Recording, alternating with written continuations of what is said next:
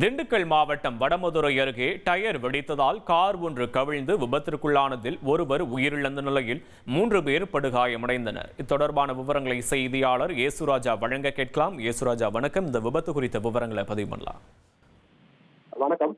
சென்னை நகரனூரை சேர்ந்தவர் தினேஷ்குமார். இவர் ஒரு கார்ல அதே பகுதியை சேர்ந்த தனது நண்பர்கள் 3 பேருடன் சபரிமலை ஐயப்பன் கோயிலுக்கு சாமி தரிசனம் செய்ய போனாரு. சாமி தரிசனம் முடிச்சு எல்லாரும் நேற்று நைட்டு திருப்பி கார்ல ஊருக்கு கிளம்பி வந்துட்டு இருக்காங்க.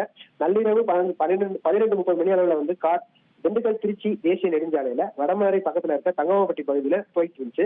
அப்போது திடீரென காரோட பின்பக்க 2 டயர்ல ஒரு டயர் வெடிச்சதா கூறப்படுது. இதனால ஓட்டுநரின் கட்டுப்பாட்டை இழந்த கார் சாலையில தாறுமாறா ஓடி பயங்கரமா உருண்டு கீழே விழுந்தது. இதுல கார்ல இருந்து வெளியே தூக்கி வீசப்பட்ட யோகேஸ்வரன் என்பவர் படுகாயமடைந்து சம்பவ இடத்திலே பலியாகிறாரு.